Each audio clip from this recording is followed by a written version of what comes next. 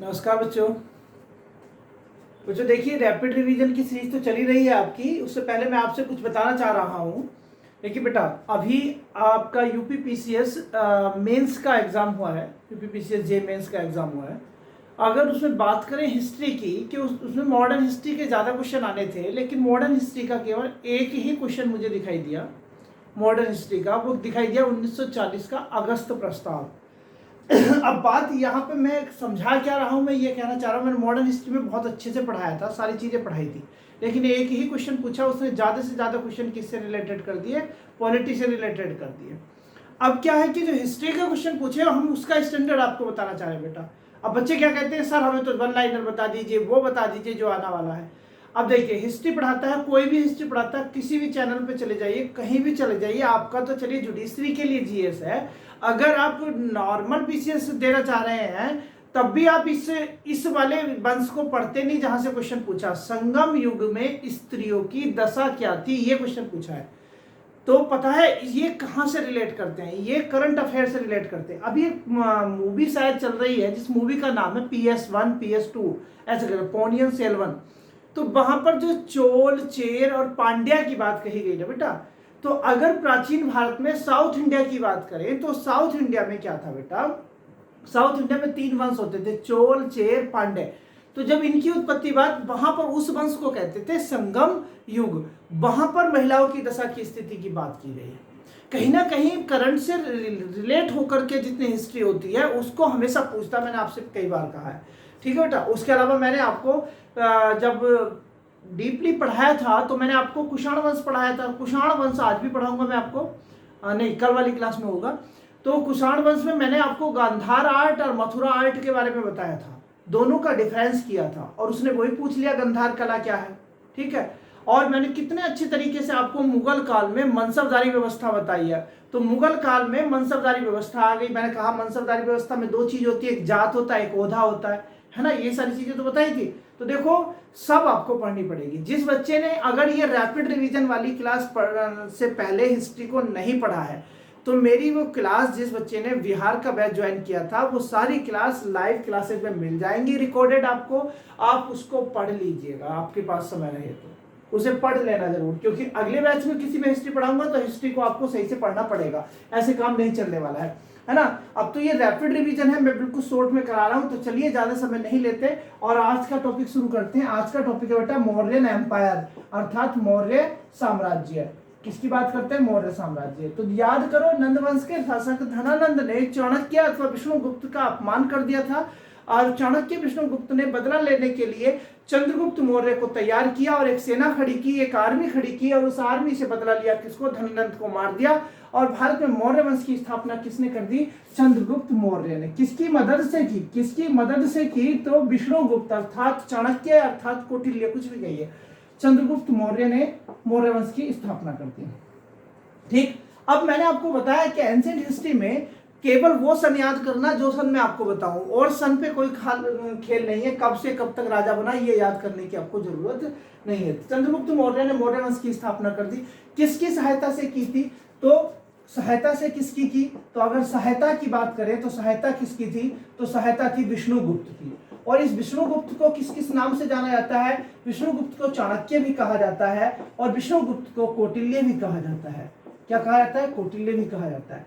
अब इस विष्णुगुप्त को विष्णुगुप्त या चाणक्य को चंद्रगुप्त मौर्य ने अपना अमात्य बना दिया। क्या बना दिया बेटा, अमात्य बना दिया। और अमात्य का मतलब होता है just like A PM, just like A PM. PM के मतलब क्या होता है, मतलब प्रधानमंत्री जैसा होता है।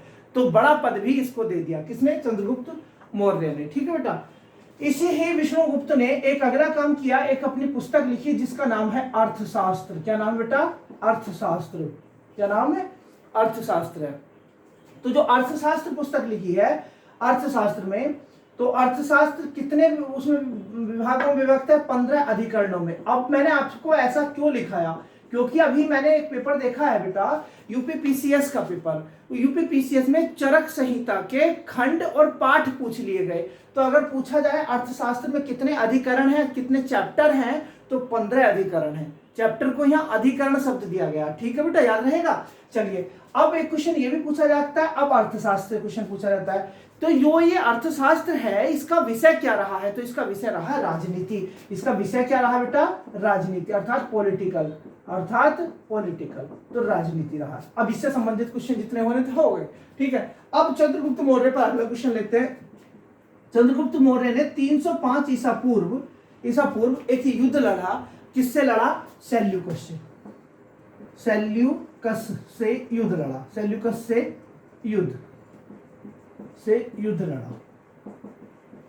लड़ा। इसमें सेल्यूकस क्या हुआ? पराजित हुआ। सेल्यूकस क्या हुआ? पराजित हुआ। और सेल्यूकस ने क्या किया?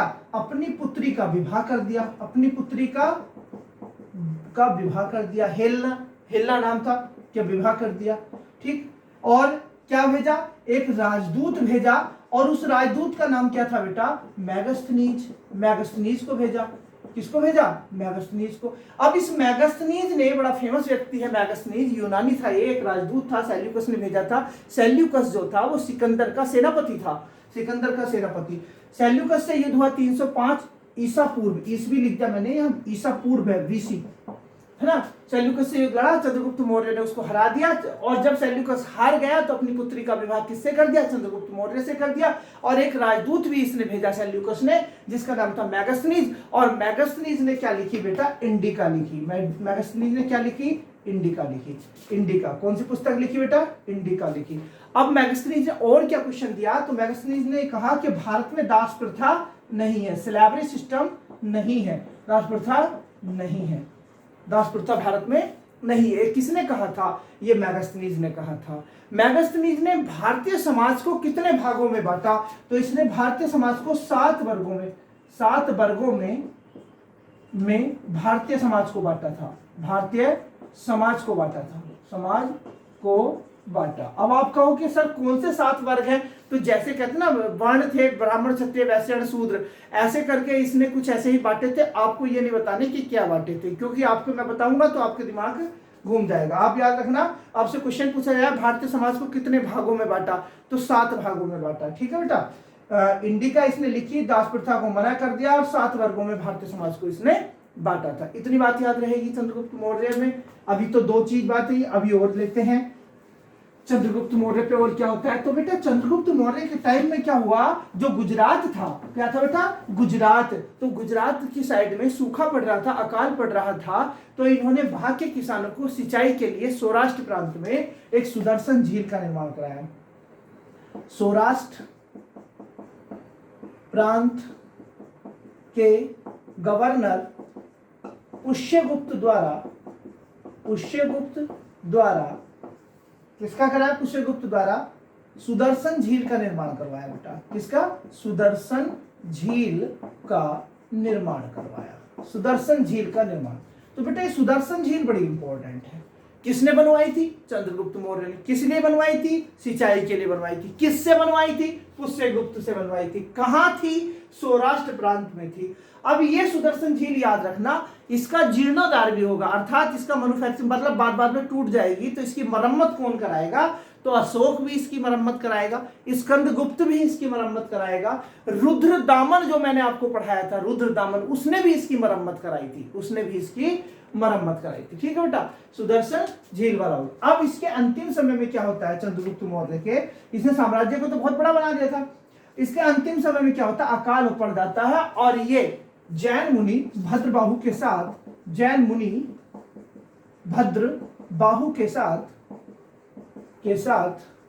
कहां चला जाता है? श्रवण बेलगोला। कहां पर पड़ता है ये? कर्नाटक में। तो यहां पहुंच जाता है और यहीं पर अपने प्राण त्याग देता है। कहते हैं वहां सूखा पड़ा था, तो भद्रमुनि जैन मुनि जो थे, भद्रबाहु, उनके साथ चला जाता है और वहां जाकर के अपने संलेखना के द्वारा अपना प्राण त्याग देता है चंद्रगुप्त मौर्य। एक आध क्वेश्चन कुछ और ऐसा छूट गया होगा तो रिकॉल होगा तो हम आपको बता देंगे। चंद्रगुप्त के बाद गद्दी पर कौन बैठता है बेटा? चंद्रगुप्त के बाद गद्दी पर कौन बैठता है? इसका पुत्र बिंदुसार। कौन बैठता है बेटा?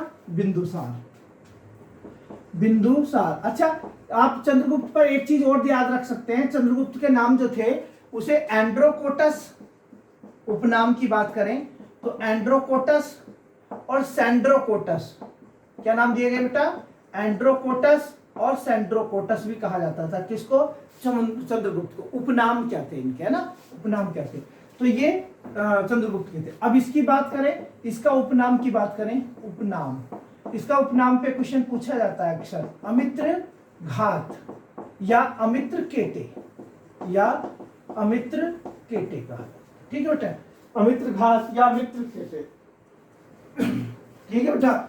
अब इसके बाद आगे देते हैं। बिंदुसार पे केवल 2 क्वेश्चन याद रखना, बिंदुसार पे केवल 2 क्वेश्चन याद रखना। इसके समय में मिस्र से एक व्यक्ति आया था और एक सीरिया से आया था।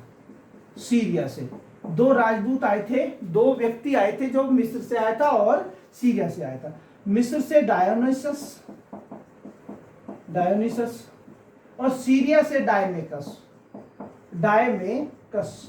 ये 2 लोग भारत आए थे, बस ये याद रखना है, ठीक है बेटा, बस आपको ये याद रखना, डायोनिसस और डायमेकस सीरिया से आया था।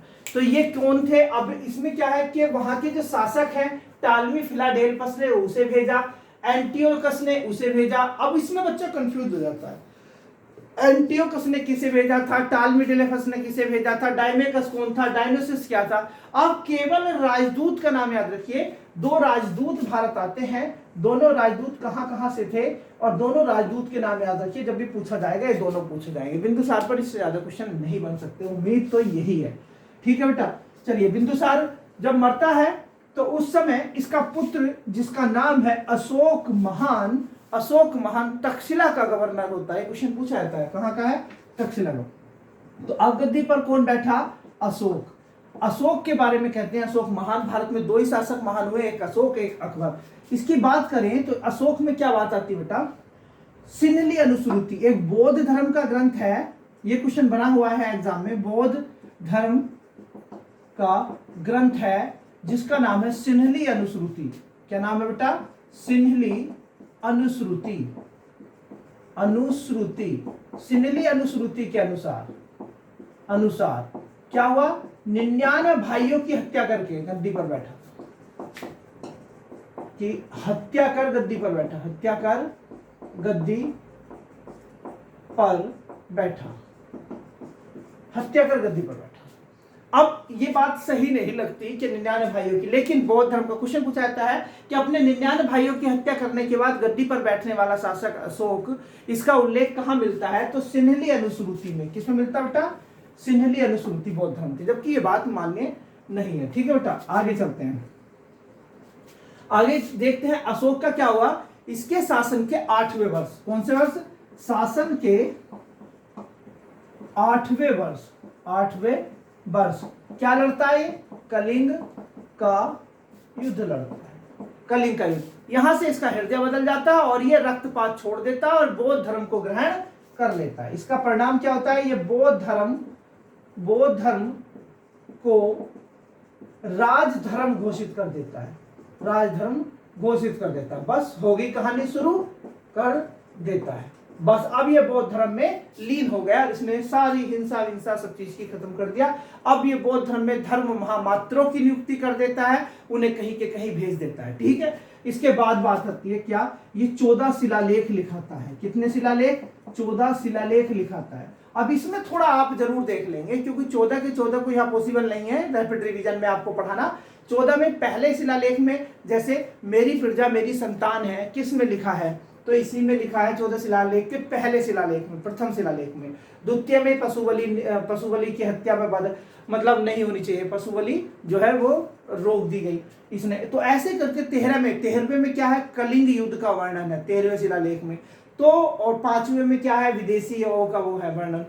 तो ऐसे करके आप 14 के 14 को थोड़ा सरसरी निगाह से जरूर देख लेंगे।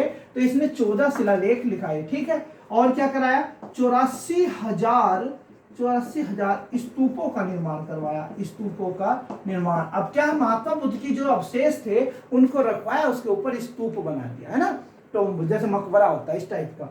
तो 84,000 स्तूपों का निर्माण कराया। और बौद्ध धर्म के प्रचार प्रसार के लिए अपने पुत्र महेंद्र एंड पुत्री संघमित्रा है, तो इसे कहां भेजा था? श्रीलंका भेजा था। कहाँ भेजा था? श्रीलंका। तो ये भी याद रखने वाली बात है। चलिए आगे चलते हैं हम। इसके बाद क्या करते हैं, ये इन्होंने धम्म चलाया। क्या चलाया बेटा? धम्म चलाया। नैतिक आचार विचारों की एक संहिता चलाई थी जिसे धम्म चलाया। क्या कहते हैं? धम्म चलाया था। धर्म नहीं कह सकते, लेकिन ये धम्म शब्द है, धम्मा इंग्लिश में कहते हैं धम्मा। इन्होंने एक धम्मा चलाया और ये क्या था किसी को आज तक नहीं पता। ठीक है बेटा, इन्होंने एक धम्म चलाया। ठीक है बेटा, चलिए आगे। बहरहाल ये कहा जाता है नैतिक आचार विचारों की चीजें थी। अब अशोक के क्या होता है? अशोक के शासन काल में होता है तृतीय बौद्ध संगीति। तृतीय बौद्ध संगीति का आयोजन। तृतीय बौद्ध संगीति का आयोजन कहाँ हुआ? तो इसी के समय में पाटलिपुत्र में हुआ था। ठीक है बेटा, कहाँ हुआ था? पाटलिपुत्र में हुआ था, जब ये शासक था। ठीक है, अब इसने क्या सुदर्शन झील का भी निर्माण, वो मरम्मत करवाई थी। सुदर्शन झील की मरम्मत भी इसने करवाई थी। और ऐसे क्या क्वेश्चन हो सकते हैं इस पर? स्तूपों से संबंधित क्वेश्चन हो सकते हैं। सबसे बड़ा स्तूप, सबसे सुंदर स्तूप और सबसे शिलालेख। हाँ, इसका वास्तविक नाम क्या, अशोक जो है वो किस में मिलता है? इसका जो वास्तविक नाम है वो किस में मिलता है? तो प्रथम पृथक शिलालेख में मिलता है। प्रथम पृथक शिलालेख में मिलता है। और ये प्रथम पृथक शिलालेख कहाँ कहाँ पर है? तो ये बेटा मास्की में है। मास्की उड़ीसा में पड़ता है। गुर्जरा में है। मास्की और गुर्जरा के अभिलेखों में जो प्रथम शिलालेख लिखा हुआ है, 14 में से प्रथम शिलालेख, तो उसमें भी सब टाइटल, जैसे आर्टिकल होता है, आर्टिकल का सब आर्टिकल होता है, ठीक उसी प्रकार प्रथम शिलालेख का प्रथम पृथक सेपरेट एक शिलालेख है, उसमें इसका नाम अशोक मिलता है। इसका वास्तविक नाम अशोक। तो जब इसका वास्तविक नाम इन्हीं जगह पे मिलता है, मास्की, गुर्जरा, नैतूर, उड्डेगोलम। नैतूर उड्डेगोलम आपसे पूछा नहीं जाएगा। मास्की या गुर्जरा दोनों उड़ीसा में पड़ती हैं, दोनों जगह वहां पर है ये। ठीक है बेटा, आगे आपसे क्या पूछा जा सकता है कि भाई ये बताइए, तो अशोक की प्रजा अशोक को किस नाम से बुलाती थी? तो अशोक का जो नाम था वो था देवानाम पियदस्सी। देवानाम पियदस्सी अर्थात पियदस्सी कहती थी। पियदस्सी अर्थात देवताओं के प्रिय, देवताओं के समान प्रिय व्यक्ति। देवताओं के समान प्रिय व्यक्ति कौन था? अशोक था। ठीक है बेटा, अब अशोक ने बौद्ध धर्म को कुछ ज्यादा ही प्राश्रय दे दिया था, इसलिए इसकी राजनीतिक या प्रशासनिक व्यवस्था गड़बड़ा गई। अब इसके जो सक्सेसर, ये उत्तराधिकारी थे, वो बड़े कमजोर हुए और वो कुछ नहीं कर पाए। जैसे कि बात करते हैं आगे, इसके बाद गद्दी पर कौन बैठा? कुणाल बैठा। कौन बैठा? इसका पुत्र कुणाल बैठा। कुछ क्वेश्चन और हो सकते हैं, मैंने डीप वाली क्लास में पढ़ाया है, तो आप लाइव क्लास में देखो। कुणाल गद्दी पर बैठा, तो कुणाल कुछ दिन शासन करेगा, लेकिन कुणाल मर जाएगा, फिर दशरथ आएगा। कौन आएगा बेटा? दशरथ आएगा। अब यहाँ पर क्या है कि कुणाल, जहां इनका बाबा और दादा जो था दशरथ, ये अशोक, ये बौद्ध धर्म को मानता है, लेकिन दशरथ जैसे ही शासक बनता है तो ये आजीवक संप्रदाय को मानता है। किसको? आजीवक संप्रदाय को। आजीवक संप्रदाय जो जैन धर्म और बौद्ध धर्म से अलग एक धर्म था, उसे आजीवक संप्रदाय कहते हैं। तो एक क्वेश्चन आता है, आजीवक संप्रदाय की स्थापना किसने की? तो आजीवक संप्रदाय की स्थापना की थी बेटा मक्खली पुत्र गोशाल। मक्खली पुत्र गोशाल किसने की थी? मक्खली पुत्र गोशाल ने। ये आप याद रखना, ये बहुत ही इंपॉर्टेंट पॉइंट है। तो आपसे पूछा जाता है मौर्य साम्राज्य, मौर्य वंश के किस शासक ने आजीवक संप्रदाय को अपनाया था? तो वो दशरथ ने अपनाया था। अब इसके बाद कोई और शासक हुआ, वो भी बड़ा कमजोर था। इसके बाद कोई और हुआ, वो भी कमजोर था। और अब आ जाता है अंतिम मौर्य शासक। अंतिम मौर्य शासक कौन था? तो अंतिम मौर्य शासक जो था बेटा, उसका नाम क्या था? बृहद्रथ। बृहद्रथ, जिसे किसने मार दिया था? जिसे किसने मार दिया था? इसके सेनापति पुष्यमित्र शुंग ने। और वहां से मौर्य वंश खत्म और शुंग वंश शुरू हो जाता है। अब मौर्य वंश की कुछ बातें कर लेते बेटा। मौर्य वंश में मौर्य साम्राज्य जब हम पढ़ रहे हैं तो इसमें से जरा थोड़ा सा ध्यान रखना, क्योंकि पता नहीं क्वेश्चन क्या आ जाए। तो मैंने आपको पढ़ाया है वैसे वाली क्लास में, लेकिन आप यहाँ ध्यान रखना। हम मौर्य प्रशासन को थोड़ा सा देख ले तो मौर्य प्रशासन में सबसे बड़ा क्या होता था? सबसे बड़ा तो सम्राट होता था। सबसे बड़ा क्या होता था? सम्राट अर्थात राजा होता था। राजा के बाद कौन होता था? अमात्य होता था। अमात्य जो प्रधानमंत्री होता। अब शासन दो भागों में बढ़ जाता था।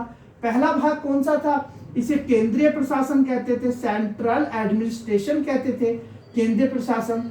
और दूसरा भाग इधर का कौन सा होता था? प्रांतीय प्रशासन होता था, प्रांतीय प्रशासन होता था। तो केंद्रीय प्रशासन, प्रांतीय प्रशासन। अब केंद्रीय प्रशासन में क्या होते थे? 18 तीर्थ होते थे, 18 तीर्थ होते थे। अर्थात 18 तीर्थ का मतलब यहाँ कैबिनेट मंत्री से है। किससे है? कैबिनेट मिनिस्टर से है। 18 तीर्थ होते थे और उसके अलावा कुछ अध्यक्ष भी होते थे, कुछ अध्यक्ष होते हैं। 3 प्रकार के मंत्री होते हैं हमारे यहाँ, कैबिनेट मिनिस्टर है ना, और ये डिप्टी मिनिस्टर, और ये होते हैं स्टेट मिनिस्टर। तो ऐसे उस जमाने में तीर्थ बोलते थे और उनको क्या बोलते थे? दूसरों को अध्यक्ष भी बोलते थे। ठीक है, तो यहाँ तीर्थ में कुछ तीर्थों को याद रख लेना, जैसे समाहर्ता। समाहर्ता किसे कहा जाता है? समाहर्ता।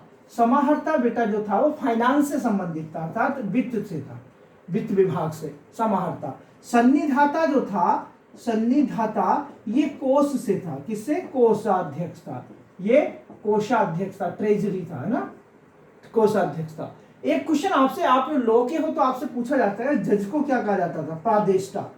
प्रादेष्टा। प्रादेष्टा किसे कहते थे? ये होते थे फौजदारी न्यायाधीश। कौन से? फौजदारी न्यायाधीश।